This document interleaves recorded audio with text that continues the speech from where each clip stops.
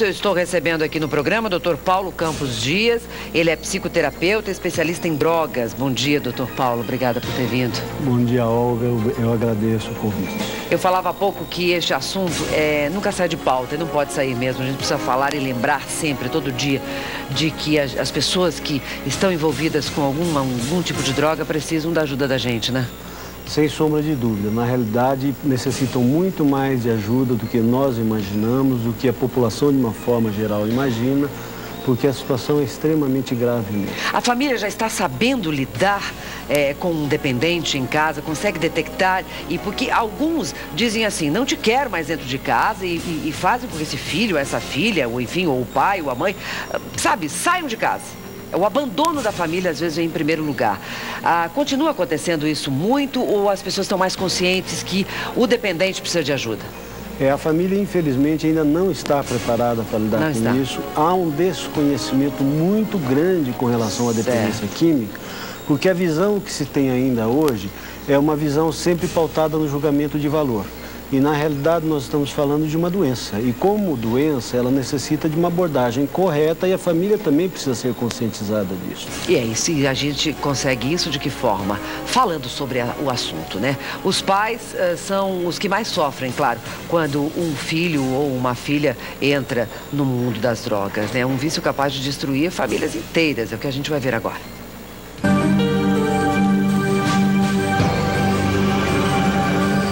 A disseminação do uso de álcool e drogas é certamente o maior flagelo sofrido pela humanidade nos últimos 50 anos. O número de mortos que esta prática produziu supera as estatísticas de qualquer conflito bélico que a história tenha registrado. A Organização das Nações Unidas constatou que nos últimos 30 anos o número de usuários de drogas cresceu de forma alarmante no Brasil. De acordo com o levantamento, a proporção da população brasileira que consome cocaína chega a 860 mil usuários, entre 14 e 64 anos de idade. O relatório mostra ainda que nas regiões sul e sudeste são as mais afetadas pelo consumo de drogas. Nessas regiões também foi constatado o aumento de atividades do tráfico e do crime organizado.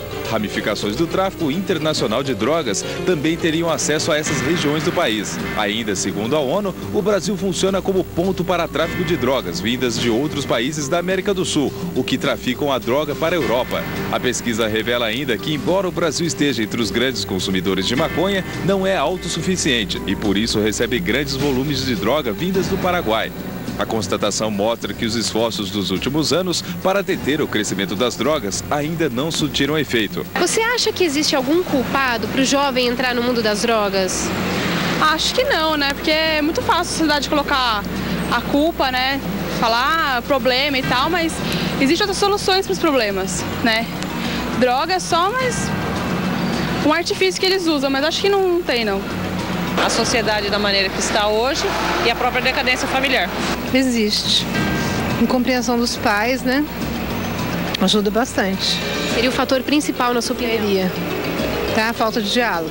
Eu não sei. Talvez eu acho que tá muito fácil, né? Assim, a droga hoje em dia tá uma coisa assim, muito... Qualquer lugar que você vai, você encontra. E então, eu acho que por estar tão fácil esse acesso às drogas é que talvez esteja facilitando um pouco.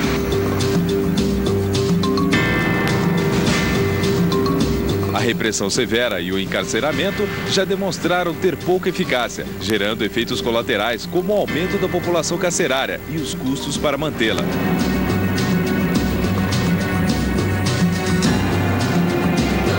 Uma das recentes estratégias para banir o tráfico é enquadrar o consumidor como criminoso e, assim, reprimir tanto o tráfico como o consumo. Mas essa atitude ressalta ainda mais o sofrimento de quem convive de perto com o drogado. Muitas mães e pais desesperados batem as portas do poder público, relatando que já perderam tudo.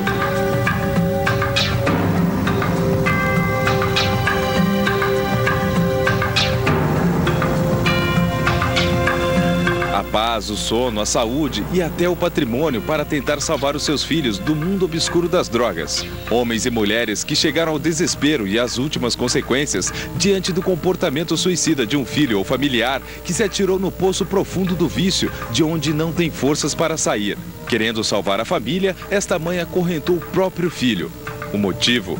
o garoto consumia drogas e, sem dinheiro para custear o vício, estava sendo ameaçado de morte por traficantes. O problema atinge famílias de todas as classes sociais. A possibilidade de ver um filho consumindo drogas desperta intensa preocupação. A Cracolândia, instalada no bairro da Luz, em São Paulo, se tornou um símbolo de degradação paulista de jovens e crianças. O que se vê na chamada Cracolândia são crianças de rua, que muitas vezes não têm nem onde morar. Mas a ânsia do vício se assemelha à de qualquer filho de pais da classe média brasileira. Portanto, a degradação humana vista na Cracolândia é um exemplo do que acontece no restante do país, seja nos becos escuros do centro de São Paulo ou nas baladas noturnas da capital federal.